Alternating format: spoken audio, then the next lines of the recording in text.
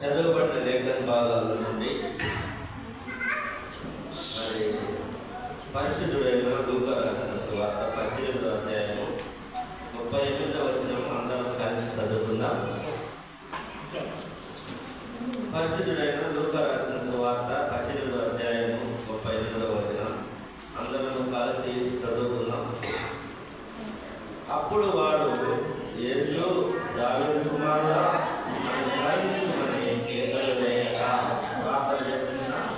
ప్రేమ కలిగిన దయ కలిగిన తండ్రి, నీ కృపలోని సన్నిధానంలో అదేవ ఈ మార్చి నెలలో మొదటి ఆదివారం ప్రవేశపెట్టేందుకు నాకు స్తోత్రాలు చెల్లిస్తున్నాను. అదేవరైన ప్రభా, నీ బిడ్డల మధ్య నిలబడి నాతో మాతో జరుగుతామని మా తండ్రి, మా పరిశుద్ధాత్మ దేవ, మా మంచి బోధకుడు మాకందరికీ ఉదయకాలంలో బోధించమని సమస్తము మర్యాద క్రమంగా జరుగుతాలని కృప దయచేయండి. నజరేయుడైన యేసుక్రీస్తు నామంలో ప్రార్థన చేస్తున్నాము తండ్రి, ఆమేన్. దేవుని ప్రియ సంగమా, ఈరోజు ఇంకా మా ఆదివారం అంటే ఇక గుడ్ ఫ్రైడేకి ఎన్ని రోజులు ఉన్నది? 50 రోజులు ఉన్నది. మనం సిద్ధపడాలి. శ్రమలు 11 డేస్ వస్తాయి. ఉపవాసాలు, ప్రార్థనలు అది ఇవన్నీ ఉంటాయి. కానీ ఈరోజు అంశం ఏమంటే చీకటిలో నుండి వెలుగులోనికి, పాపము నుండి పరిశుద్ధత వైపు, మరి దుష్ట మార్గం నుండి సన్మార్గంలోకి, చెడు మార్గం నుండి మంచి మార్గంలోకి అని ఇవన్నీ వస్తాయి. ఈరోజు ఈ 2 లేఖన భాగాల్లో మనం చూసినట్లయితే మరి ఆధ్యాత్మికమైన గుడ్డితనంలో నుండి వెలుగులోనికి. ఆధ్యాత్మికంగా గుడ్డితనం అనేది మనకు ఉంటుంది. మనం చీకట్లో ఉంటాం. యేసుక్రీస్తు ఎవరు అని తెలుసుకోలేని స్థితిలో ఉంటాం. ఒక గుడ్డివాడు భర్తమై యేసుక్రీస్తును చూశాడు అంటే కన్నులు లేవు కదా.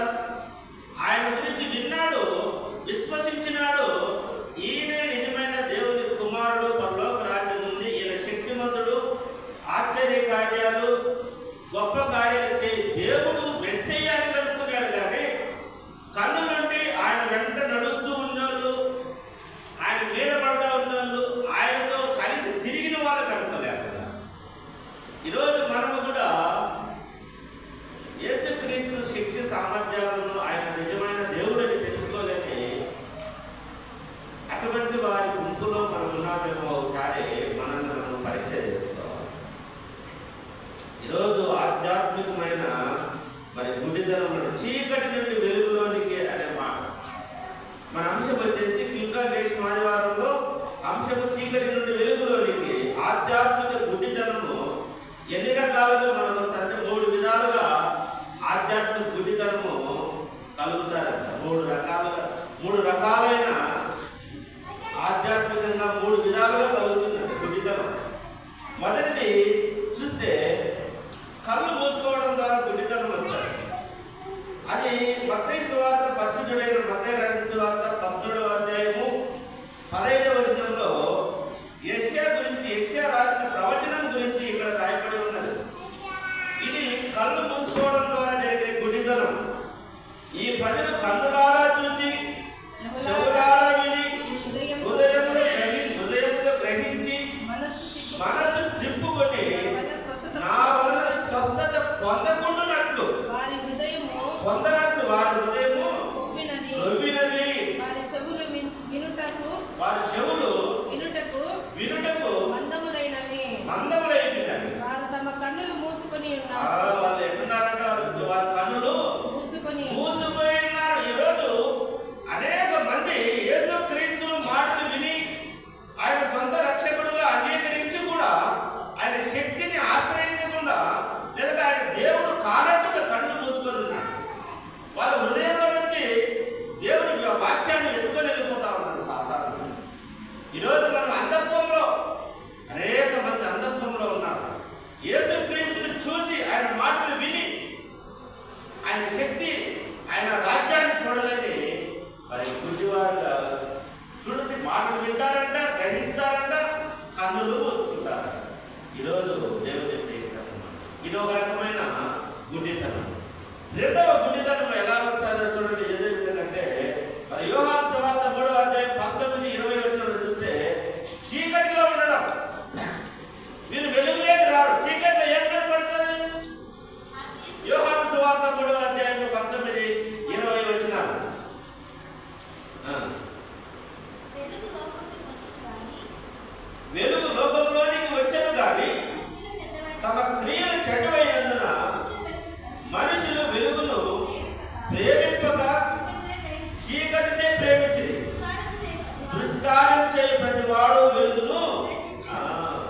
దుష్కార్యం చెడ్డ పనులు చేసేవాడు వెలుగును ద్వేషిస్తాడు.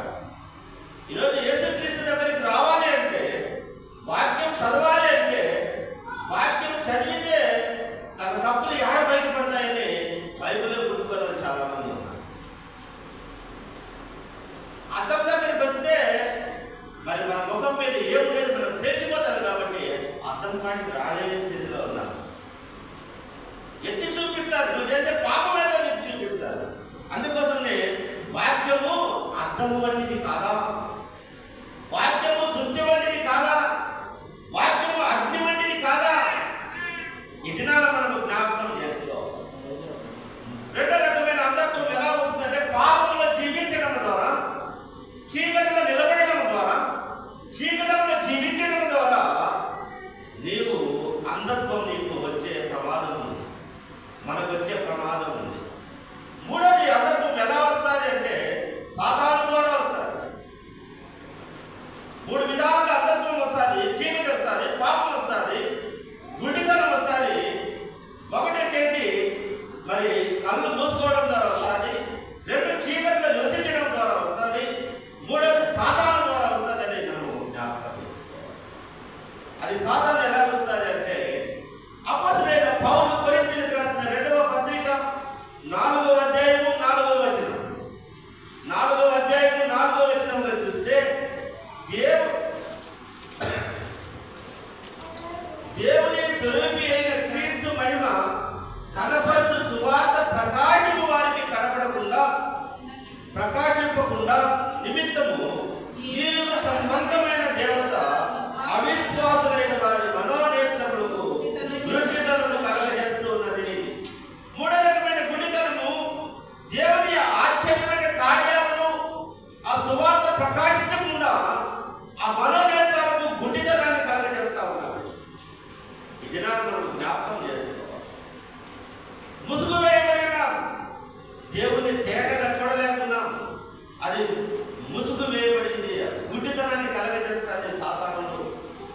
ఈ దినాన్ని మనం జ్ఞాపకం చేసుకోవాలి. ఈ విషయాలను చీకటిలో నుండి, ఈ పరిస్థితుల నుంచి బయటికి రమ్మాలంటున్నాం. అందుకోసమనే ఆశ్చర్యకరమైన సంగతులను చూస్తున్నాం. మనం వెలుగులేకి రావాలి, చీకటి నుండి వెలుగులేకి రావాలి. మిమ్మల్ని పిలిచిన వారి గుణాతిశయములను ప్రచురము చేయ నిమిత్తము చీకటి నుండి వెలుగులేకి మనకు పిలిచారు. ఇదినాన్ని మనం జ్ఞాపకం చేసుకొని ఈ అంధత్వం నుంచి బయటికి రావాలని మనం జ్ఞాపకం చేసుకోవాలి.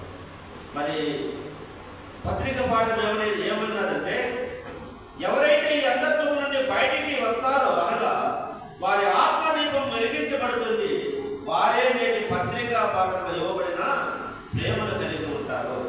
ఎవరైతే ఈ అంధత్వం నుండి బయటికి వస్తారో, ఎవరైతే ఈ పాపం నుండి చీకటి నుండి బయటికి ఎవరైతే వస్తారో వారు ప్రేమ కలిగి ఉంటారని పత్రిక పాఠంలో చెప్తా ఉన్నారు.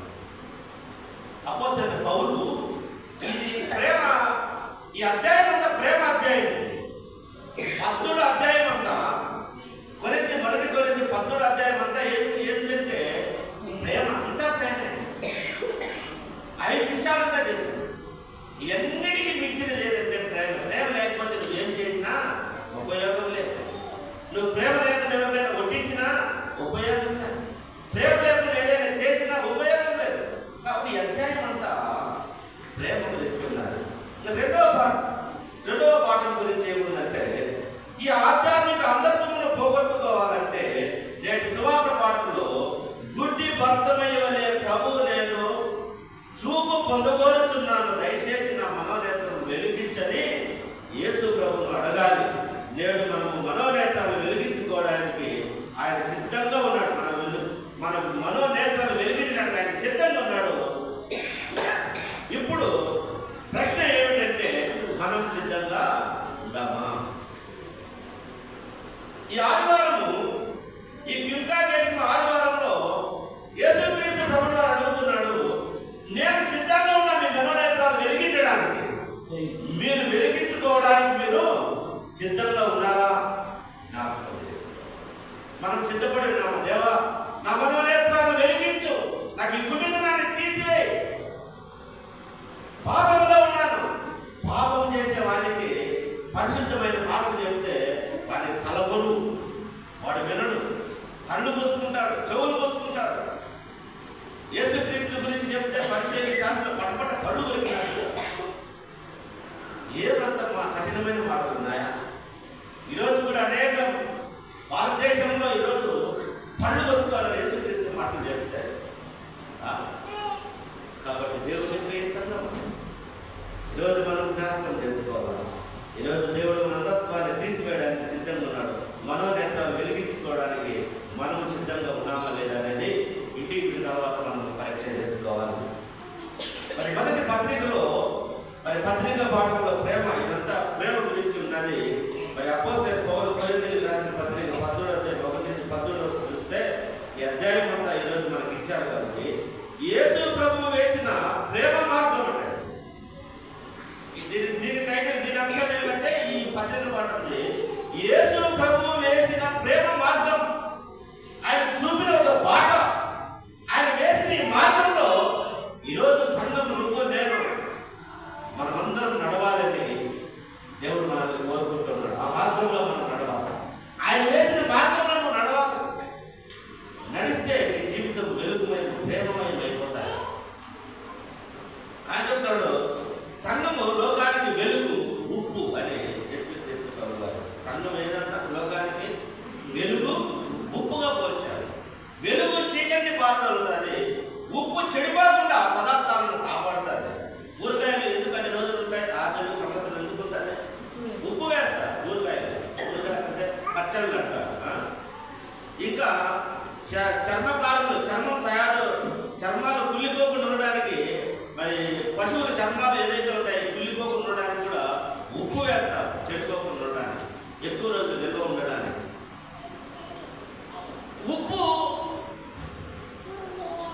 కుళ్ళిపోకుండా, సమాజం చెడిపోకుండా కాపాడుతుంది. వెలుగు చీకటిని పారదలుతుంది.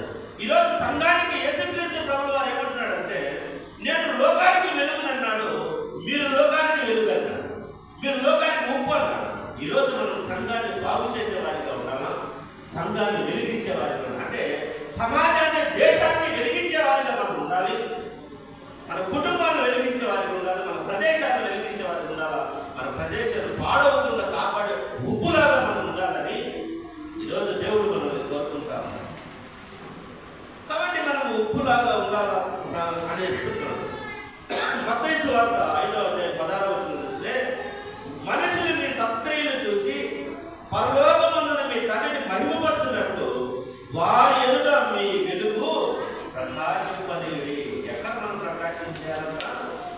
మనుషులు మీ సత్క్రియలు, మీ మంచి కార్యాలు చూసి మన తండ్రి అయిన దేవుని మహిమపరుచున్నట్టు. మనం మంచి పనులు చేస్తే మన దేవుని మహిమపరుస్తారు.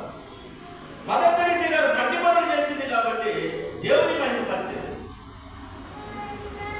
ఇంకొక అతను కుష్ఠరోగుల మధ్య వచ్చి గ్రహం స్టేట్ బిడ్డలు ఆయన కాల్ చేసినారు. ఆయన బాగు చేయడానికి, కుష్ఠరోగులు బాగు చేయడానికి వచ్చారు. అనేక మంది మిషనరీలు ప్రాణాలు పోగొట్టుకున్నారు. వారందరూ సమాజాన్ని బాగు చేయడానికి, వెలిగించడానికి, భారతదేశాన్ని వెలిగించడానికి, చదువు చెప్పడానికి, అనగారిన వర్గాలను పైకి తీసుకురావడానికి, వారికి చదువు చెప్పించే హాస్టల్ వాళ్ళని ఎన్నో విధాలుగా బయటికి తీసుకొచ్చారు. మీ సత్క్రియలు చూసి పరలోకం ముందు మన తండ్రిని మహిమపరచాలి. కాబట్టి ఈ ఉదయకాలంలో దేవుడు మనతో మాట్లాడుతున్నారు. మన పనులు దేవుని మహిమపరిచేటిగా ఉండాలి. దేవుణ్ణి అవమానపరిచేటిగా మనం కార్యాలు చేయకూడదు. అందుకోసం సంఘం అంటే ఎవరంటే, అపోస్తలుడైన పౌలు చెప్తాడు, సంఘం అంటే దేవుని సైన్యమని, దేవుని కుటుంబమని, దేవుని ఆలయమని, పెళ్లి కుమార్తె అని సంఘానికి పోల్చబడేది. అదే అపోస్తలుడైన పౌలు సంఘానికి, శరీరాన్ని కూడా పోల్చాడు. సంఘాన్ని దేనికి పోల్చాడు? శరీరం అన్ని అవయవములు దేని పని చేయాలి.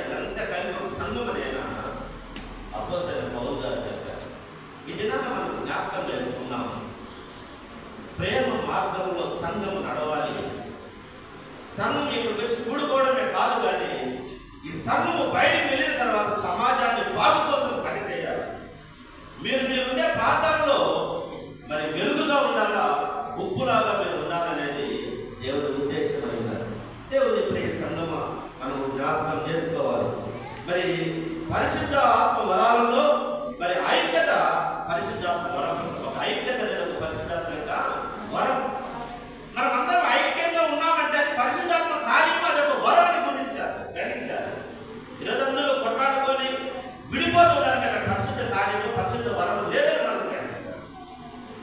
ఐక్యముగా ఉండడము ఒక వరం, పరిశుద్ధాత్మ వరం అని జ్ఞాపకం చేసుకోవాలి.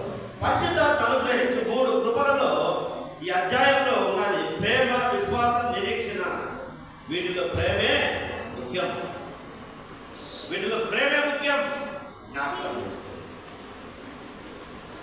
మరి ఈ విషయాల్లో 3 విషయాలు మనం చూసుకున్నాం.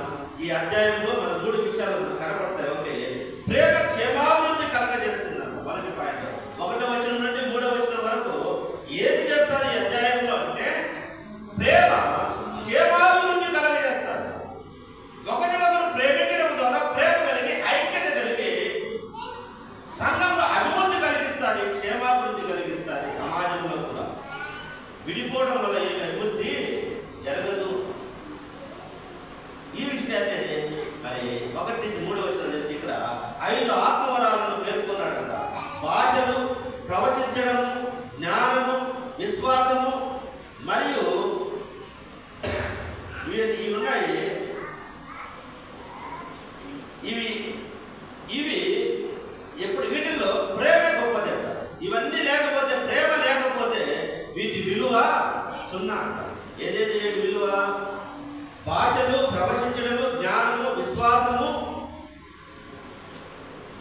ఇవి లేకపోతే, ప్రేమ లేకపోతే వీటి విలువ 0. మరి ప్రేమ లేని పరిచర్య చౌకబారు పరిచర్య. ప్రేమ లేకుండా పరిచర్య చేయడం, ఏదైనా ఒక పని, ఏదైనా ఒక కార్యం నువ్వు చేస్తున్నావు అంటే ప్రేమ లేకపోతే అది చౌకబారుతనంగా ఉంటారంట, విలువ లేని తనంగా ఉంటారు, గౌరవం లేని తనంగా ఉంటారని, చౌకబారుతనంగా ఉంటుందని మరి అపోస్తలుడైన పౌలు గారు చెప్తారు. అలాగే చూడండి, మరి పరిచారకుడని పరిచర్య ఏ పరిచారకుడైతే పరిచర్య తాకబడిన వారిని మరి హీనపరుస్తుందంట. చూడండి, ప్రేమ లేకుండా పరిచర్య చేస్తారంట. చూడండి, ప్రేమ లేకుండా ఏ పరిచర్య అయితే పరిచారకుడు చేస్తాడో ఎవరైతే పరిచర్యతో తాకబడిన వాడు వారిని హీనపరుస్తుంది అని చెప్తున్నారు. ప్రేమ లేకుండా పరిచర్య మనం చేస్తే ఎవరైతే పరిచర్య పొందుతారో వారిని హీనపరచినట్టు ఒకసారి మనం జ్ఞాపకం చేసుకోవాలి. ప్రేమపూరిత పరిచర్య సంఘాలు క్షేమాభివృద్ధిని కలుగజేస్తుంది.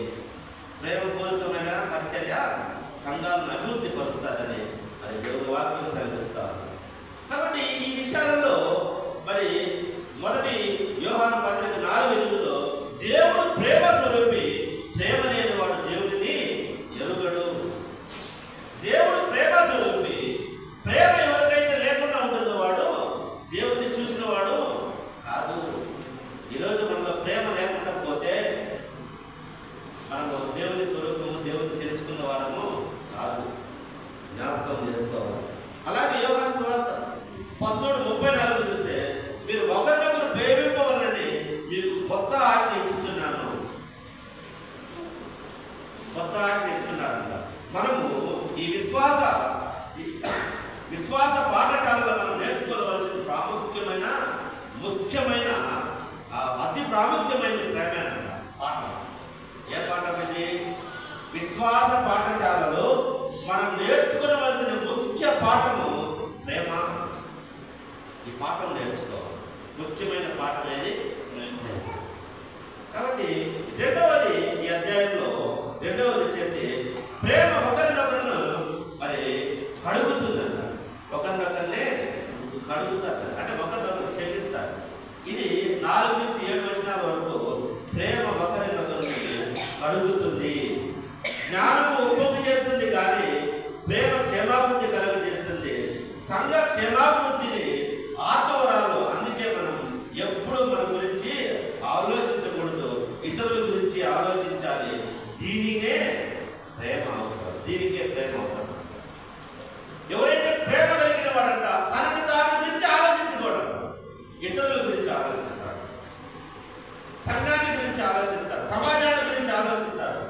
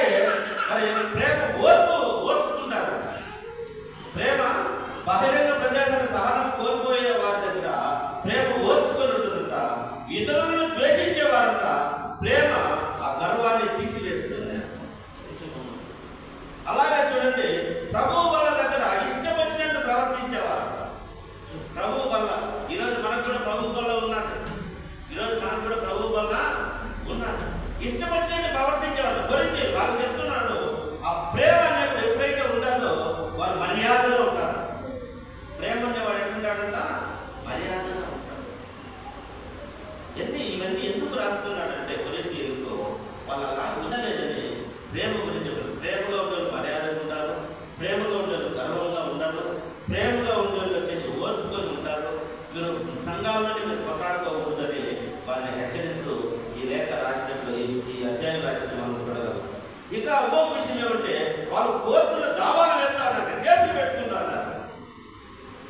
మరి కేసులు వెళ్ళి కొట్లాట్లు పంచాయతీలు పెట్టుకుంటా ఉంటే ప్రేమ మరి అపకారం ఎవరికి చేయగలరు. ప్రేమ అపకారం. ఈరోజు మనం ప్రేమ లేకనే ఒకరికి కీడు ఎందుకు చేస్తాము? ఒక వ్యక్తిని మనం కీడు చేస్తామంటే ఎందుకు? వారి మీద ప్రేమ లేకనే కీడు చేస్తాం. కాబట్టి ప్రేమ ఉంటే కీడు చేయమనే విషయాన్ని మనము జ్ఞాపకం చేసుకోవాలి. సంఘంలో పాపం చేస్తూ అతిశయించు వారు ప్రేమ దుర్నీతి విషయమై సంతోషపడతారు. ఆ సంఘాలలో దుర్నీతి విషయమై సంతోషిస్తూ ఉంటారు. సంఘంలో అతిశయిస్తూ ఉంటారు, చెడ్డ పనులు చేసి గర్వంగా ఫీల్ అవుతూ ఉంటారు. కానీ ప్రేమ ఎవరైతే ఉంటుందో ప్రేమ దుర్నీతి విషయమయ్యి సంతోషపడతారు. ప్రేమించేవాడు చెడ్డ పనులు చేస్తా అంటే సంతోషించాడంట, బాధపడతాడు. ఈరోజు ప్రేమను గురించి దేవుడు ఈరోజు మనకు మాట్లాడుతాడు. మూడో విషయం ఏమంటే ప్రేమ చిరకాలం నిలుస్తుందంట. ఇది 8వ వచనం నుండి 14వ వచనం. ప్రేమ ఎప్పుడు నిలుస్తుందంట? చిరకాలం. ప్రవచనము, జ్ఞానము మరియు భాషలు అవి శాశ్వత వరాలు కావంట. జ్ఞానం అంటే మరి విద్యాభ్యాసం కాదంట. జ్ఞానం అంటే ఒక ఆధ్యాత్మిక సత్యాన్ని మనస్సులో గ్రహించుట. జ్ఞానం అంటే విద్యాభ్యాసం కాదంట, బాగా చదువుకోవడం కాదంట, ఒక ఆధ్యాత్మిక సత్యాన్ని మనసులో గ్రహించడం ప్రేమ. జ్ఞానం అంటే ఇవి నిత్యం ఉండవంట, కానీ ప్రేమ శాశ్వత కాలం ఉంటుందంట. ఇవన్నీ నిలుస్తాయి. జ్ఞానము, నిరీక్షణ, భాషలు ఇవన్నీ వెళ్ళిపోతాయి, కానీ ప్రవచనాలు అన్నీ వెళ్ళిపోతాయి, కానీ ప్రేమ ఎప్పటికీ నిలుస్తుంది. మనం జ్ఞాపకం చేసుకోవాలి. ప్రేమను కలిగి ఉండడానికి ప్రయాసపడాలి. మీరు ప్రేమ కలిగి ఉండడానికి ప్రయాస. కాబట్టి ఈ విషయాలు ఈ అధ్యాయంలో మనం ప్రేమ గురించి రాస్తూ ప్రేమ కలిగి ఉండండి అని కొరింథీయులకు రాస్తూ ఈరోజు మనల్ని కూడా దేవుడు హెచ్చరిస్తారు. మీరు కూడా ప్రేమ కలిగి ఉండండి. ఇంకా రెండవ పాఠం మనం చూసినట్లయితే పరిశుద్ధులైన లూకా రాసిన సువార్తలో 18వ అధ్యాయం 31 నుంచి 43 వచనాలకు ఇది పరలోక మార్గం. ఇది ఏ మార్గం అంట? పరలోక మార్గం. దీని అంశం ఏమి? పరలోక మార్గం. ఇది మనం మరి మరొకసారి లెంట్ కాలంలో ప్రవేశించబోతున్నాం. వచ్చే వారం నుంచి మనకి ఏమైతే లెంట్. మనం లెంట్ లేక మనము బుధవారం మరి భస్మ బుధవారం వస్తుంది. మరి లెంట్ లేక మనం ఎట్లా అవుతాం? కాబట్టి ఈ లెంట్ లేక ఈ ద్వారం ఇది మరి సిలువను కూర్చిన మర్మమాల నాడు శిష్యులకు మొదట అర్థం కాలేదు. ఆ 31వ వచనం మనం చదువుకుంటాను అంటే నేను హింస పొందబోతున్నాను అవన్నీ చెప్తున్నాడు. అక్కడ చూడండి, ఆ లూకా సువార్తలో మనం చదివినట్లయితే ఆ 31వ వచనంలో 18-31లో ఆ యేసుక్రీస్తు ప్రభువు వారు దాని మర్మం గురించి చెప్పినా కూడా వాళ్ళకి అర్థం కాలేదు. ఆయన తన 12 మందిని శిష్యులను పిలిచి ఇదిగో యెరూషలేమునకు వెళ్ళుచున్నాము, మనుష్య కుమారుని గురించి ప్రవక్తల చేత రాయబడిన మాటలన్నీ నెరవేర్చబడును. ఆయన అన్ని జనులు తప్పకెప్పబడును. ఆయనను అపహసించి అవమానపరిచి ఆయన మీద ఉమ్మి వేసి ఆయన కొరడాలతో కొట్టి చంపుదురు. 3వ దినమున ఆయన మరలా లేచునని చెప్పారు. వారు ఈ మాటలో ఒకటైనను గ్రహింపలేదు. ఎవరైతే యేసుక్రీస్తు ప్రభువు వారు చెప్పిన మాటలు ఆయన వెనకాల శిష్యులు ఒక్క మాట కూడా గ్రహించలేదు. ఒక్క మాట కూడా వినలేదు. అంటే వాళ్ళకి అర్థం కాదు, గ్రహించలేదు. ఇది మనం యేసుక్రీస్తు ప్రభువు వారు మన గురించి ఎన్నో మాట్లాడుతున్నాం, ఎన్నో ప్రసంగాలు వింటాం. గ్రహిస్తున్నామంటే దాన్ని ఒకసారి మనం ఆలోచన చేస్తాం. ఆయన శిష్యులు ఒక్క మాట అయినా కూడా గ్రహించలేదంట. చూడండి, అయ్యా నన్ను చంపుతారు, హింసిస్తారు, కొడతారు,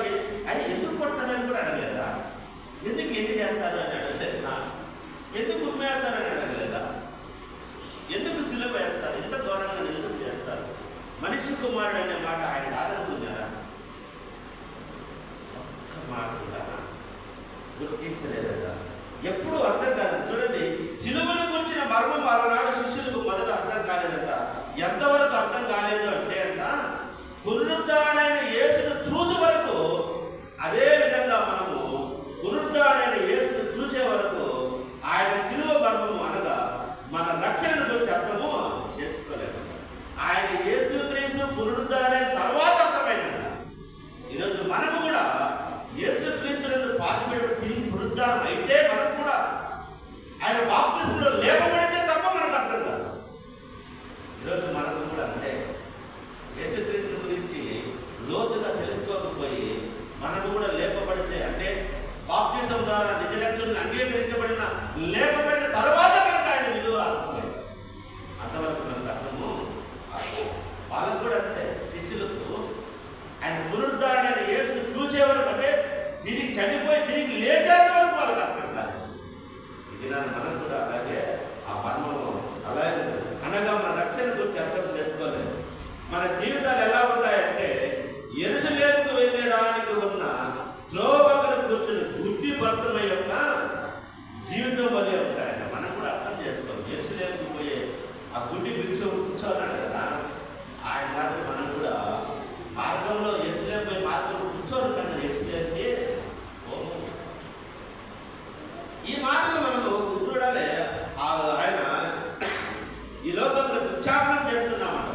మనం కూడా ఆ గుడ్డి భిక్షు మాదిరి భిక్షాటన చేస్తున్నామని ఈ లేఖన భాగంలో ఉన్నాడు. ఆయన అరుస్తా ఉన్నాడు. ఆ మాట ఇక్కడ చదివినప్పుడు ఆ 18వ వచనంలో చూస్తే 35వ వచనంలో, ఆయన ఎరుగో పట్టణమునకు సమీపించినప్పుడు ఒక గుడ్డివాడు త్రోవ పక్కన కూర్చుడు. ఇక్కడ రెండు విషయాలు మనకు గుర్తు రావాలి.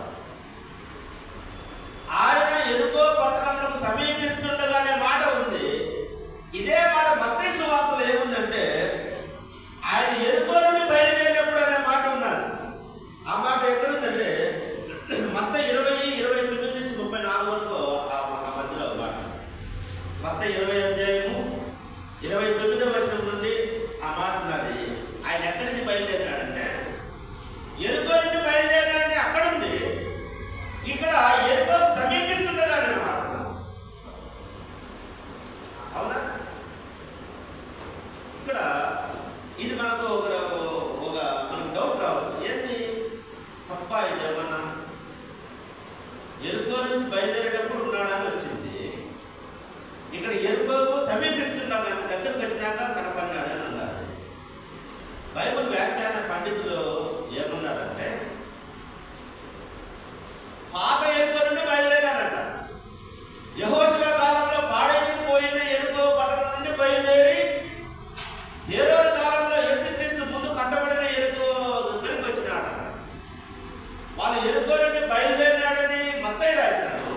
ఎరుకో సమీపిస్తుందంటే ఈ కొత్త ఎరుకో దగ్గర ఎవరున్నారంటే అర్థమయ్యి, మత్తయి సువార్తలో 2 గుడ్డివారు ఉన్నది, ఇక్కడ ఒక గుడ్డివాడు అంటున్నాడు. దీనికి కూడా బైబిల్ వ్యాఖ్యానకర్తలు ఏం రాశారంటే, అక్కడ 2 ఉన్నారు కరెక్టే, ఇక్కడ కూడా 2 ఉన్నారు, మాట్లాడేది ఒకటే అని చెప్తారు. అంటే యేసుక్రీస్తు మాట్లాడేదంతా ఆయన సైలెంట్గా ఉన్నాడని ఆ వ్యాఖ్యానకర్తలు చెప్తారు. చదివిన ఆ బుక్ చదువుకుంటున్నప్పుడు నాకు అర్థం. ఈరోజు మనం కూడా గుడ్డి భర్తలాగా చదువుతున్నామని. గొప్ప విషయం ఏమంటే, యేసుక్రీస్తును అందరూ ఆయన దగ్గర శాస్త్రులు, పరిసయ్యులు, శిష్యులు అందరూ చూస్తారు. కానీ ఆయన గొప్పతనాన్ని ఎవరు గుర్తించరని కళ్ళు లేని భక్తమే గుర్తించి అరుస్తా ఉన్నాడు, దావీదు కుమారుడు నన్ను గద్దించి. శిష్యులంతా గద్దించినారు. అసగా గట్టి కేకలేస్తాను. ఆయన ఎవరు అనుకుంటాను? ఆయన పెద్ద ప్రవక్త వెళ్తా ఉంటాడు, కేకలేస్తాం, నోరు అంటే ఇంకా గట్టిగా అరుస్తాడు. ఆయన సమీపంలో ఉండగానే ఆయన వేడుకొని ఆయన దాటిపోతే నా పరిస్థితి ఏమని ఒక రకమైన భయం, ఆతృత గట్టిగా వస్తున్నాడు. నా దేవుడు పోగొట్టుకోకూడదు నేను, దావీదు కుమారుడా. ఈరోజు మనం ఆరాధన పాట పాడుతుంది.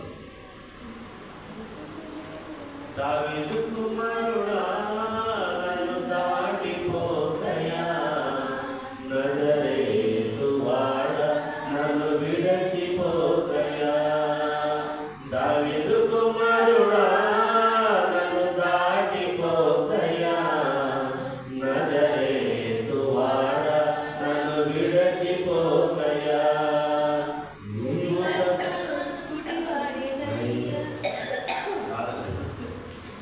దేవుని వాక్యాన్ని అడుగుతా ఉన్నాడు. నీవు తప్ప నాకు లోకంలో ఇది నా జ్ఞాపకం చేస్తాం. దేవుడు దాటిపోకముందే అడుగుతాం. నన్ను కరుణించని కేకలు వేస్తాం. ఆయన పాదాలు పట్టుకున్నాం, అడుగుతా ఉన్నాడు. ఆయన దాటిపోకుండానే అడుగుతాడు. జక్కయ్య కూడా ఆ ఎరుకకు సంబంధించిన వాడని బైబిల్ వ్యాఖ్యానికి అర్థం చెప్తాడు. కొత్త ఎరుక, పాత ఎరుక చెప్పించబడినది, అలా పక్కన ఏడ కట్టుకున్నారు కొత్త ఎరుక. ఈ ఎరుక యెరూషలేము నుంచి 27 కిలోమీటర్ల దూరం ఉంటారు. 18 మైళ్ళు. 18 మైళ్ళు అంటే 27 కిలోమీటర్లు వస్తారు. ఇంచుమించు 18 కిలోమీటర్ల దూరంలో ఉన్నది ఎరుక. మైళ్ళు అంటే ఒక 1.6 వస్తారు కిలోమీటర్, అంటే నియర్లీ 28 వస్తారు కిలోమీటర్ల దూరంలో ఎరుకో మరి ఉన్నారు. మరి చూపు ఉన్నవారు ఆయన చూడలేదు, మరి గుడ్డివారు గ్రహించి ఆయన ఆశ్చర్య కార్యాలను చూసి చూపు పొందుతారు. ఈరోజు మనం ఏం కావాలని అడుగుతున్నాడు దేవుడు. ఆయన వచ్చినాక ఆయన అడుగుతాడు, నేను నీకు ఏమి చేయగలుగుతున్నాను, నేను ఏమి చేయాలనుకుంటున్నాను. ఈరోజు మనల్ని కూడా దేవుడు అంటాడు, నేను మీకు ఏమి చేయాలనుకుంటున్నాను, మీరేదో చెప్పండి. నాకు చూపు కావాలి, నిన్ను చూసే భాగ్యం కావాలి, ఈ లోకాన్ని చూసే భాగ్యం కావాలి, దేవాది దేవుడిని చూసే భాగ్యం. యెహోషువ సూర్యుడిని చంద్రుడిని ఆజ్ఞాడా లేదు. యెహోషువ ఎవరిని ఆజ్ఞాడు? సూర్యుడిని చంద్రుడిని ఆజ్ఞాడు, అంటే సృష్టిని ఆజ్ఞాడు.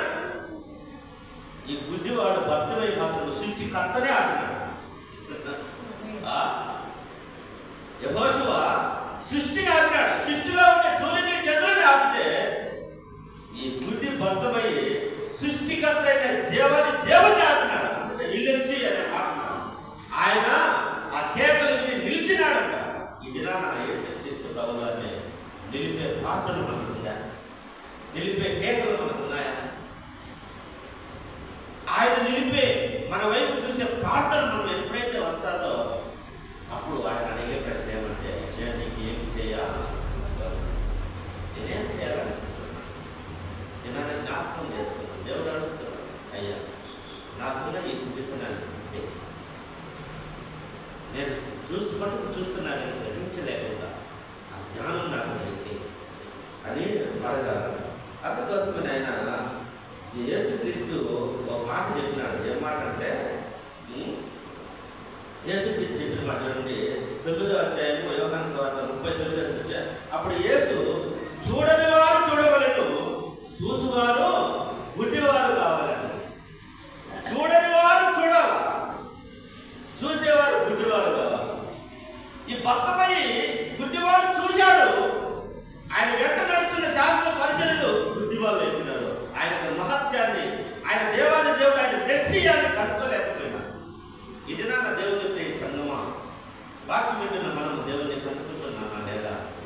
ఏదో యేసుక్రీస్తు వచ్చినాడు వెళ్ళినాడు అనుకుంటున్నామా?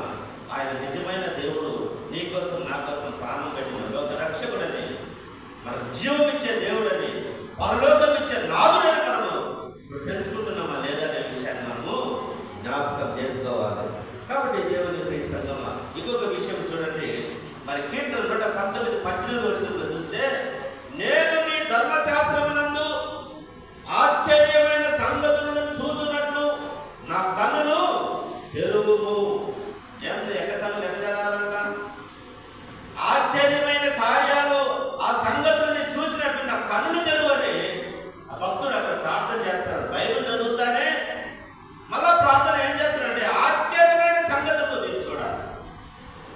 ఆశ్చర్యమైన సంగతులు నా కన్నులు తెరవచ్చే. ఏ కన్ను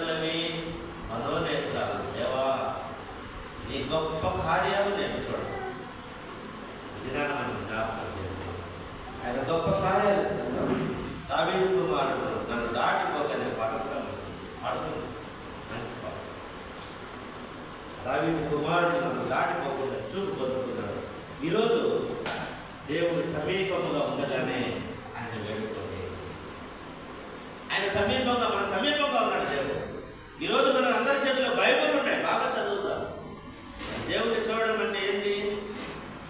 దేవుడిని చూడాలంటే వాక్యాన్ని చూస్తే దేవుడిని చూసినట్టే. దేవుడిని చూడాలంటే ఈరోజు వాక్యం చూడాలి.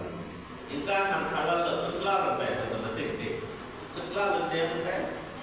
ఆపరేషన్ చేయించేస్తారు. ఆపరేషన్ చేయించకపోతే ఏం చూపు అంధత్వం అనే చుక్లాన్ని ఎప్పుడైతే మనం తీసేస్తామో తేరగా దేవుడి వాక్యం కనపడతాం. ఈరోజు బైబిల్ ఉంటే చదవలేకపోయిన గుడ్డోళ్ళ మంచోళ్ళ చెప్పండి. బైబిల్ ఇంట్లో ఉండి కూడా, చేతిలో ఉండి కూడా దేవుడి వాక్యాన్ని చదవలేని స్థితిలో ఉన్నారంటే వారు కనులు ఉన్నారో కనులు లేదో గుడ్డలు. ఒక రోజుకి వాక్యం కరువైపోతుంది. కరువైపోతే దాని విలువ తెలుస్తారు. ఇంతకుముందే ఒకసారి వేరే పాస్టర్ గారు చెప్పినప్పుడు విన్నాం. బైబిల్ వాక్యము ఆ పేపర్ దొరక అది ఎంతో పడేస్తే అది తీసుకొచ్చుకొని వెలుగులో చదువుకొని సిపాయిని మనం చూస్తాం. ఖైదీ అది స్టోరీ నేను విన్నా. నేను కూడా ఇంతకు చెప్పాను. దాని విలువ అప్పుడు తెలుస్తాను. వాక్యం కరువైనప్పుడు తెలుస్తాను. విరివిగా చదువుతాం, సరి చేసుకున్నాం, అంధత్వాన్ని పోగొట్టుకున్నాం. మరి యెహోషువ మరి సూర్యచంద్రులు ఆపినాడు, గుడ్డివాడు దేవుని సృష్టికర్తనే ఆపినాడు. ఇక్కడ ఆత్మీయ షాప్ అని ఒకటి ఉన్నారు. మనం కట్టి చూపు చెక్ చేయించుకొని పోతే ఫస్ట్ పెద్ద అక్షరాలు వస్తాయి, మళ్ళీ చిన్న అక్షరాలు వస్తాయి, మళ్ళీ చిన్నది, మళ్ళా కింద అక్షరాలు వస్తాయి. అన్నీ చదివితే చూపు బాగా ఉన్నాడు, నార్మల్గా ఉన్నాడు. కిందిలో కనపడలేదనుకో డిఫెక్ట్ ఉండేది. ఇక్కడ కూడా షాప్ 8 ఇచ్చినాడు పెద్ద ఆయన. నేను రాసుకొని వచ్చాను చూడండి. దేవుడు ఇప్పుడు మిమ్మల్ని చూస్తున్నాడు. కీర్తన 33:14. 1, 2 దేవుడు మీరు మారు మనస్సు పొందమంటున్నాడు. మత్తయి 4:17. మరి అందరినీ ఆయన శిష్యులను అవ్వమంటున్నాడు. మత్తయి 4:19. ఆయన దగ్గర నేర్చుకోమంటున్నాడు. మత్తయి 11:28, 29. తనను ప్రేమించమంటున్నాడు. మత్తయి 22:36, 37. తన పొరుగువారిని ప్రేమించమంటున్నాడు. మరి అలాగే మత్తయి 22:39. బైబిల్ని తెలిసినప్పుడు ఆయన మీకు కనిపిస్తాడు అంటాడు. యోహాను 9:37. మరి వెళ్ళి శిష్యులను చేయమంటున్నాడు. మత్తయి 28:19, 20. ఈ 8 విషయాలు మనకు బాగా కనపడితే మనలో గుడ్డితనం లేదండి. ఈ 8 విషయాలు సరిగ్గా కనపడలేదనుకో మనలో ఏదో నార్మల్గా లేనట్టు, ఏదో డిఫెక్ట్ ఉన్నది. కాబట్టి చెక్ చేసుకున్నాం. ఈ విషయాలు మీరు జ్ఞాపకం చేసుకున్నాం. మరి చీకట్లో నుండి ఆశ్చర్యకరమైన వెలుగులేకి పిలిచాడు. చీకట్లో వెలుగులేకి పిలిచిన దేవుడు మరి వెలుగు కార్యం సత్క్రియం చేస్తాం. మరి దేవుడిని మైపరుస్తాం. అటువంటి కృప, అటువంటి భాగ్యం దేవుడు మనందరికీ దయచేయను దాకా. ఆమేన్. చిన్న ప్రార్థన చేసుకుంటాం. ప్రేమ కలిగిన దయగలిగిన తండ్రి, నీ కుటుంబాన్ని సన్నిధానంలో మీరు మాతో ఉండి సహాయం చేసి కలిగినండి. ఉదయకాలంలో మాతో మాట్లాడిన వందనాలు. ప్రతి బిడ్డను మరి వారి హృదయంలో నింపి నీరు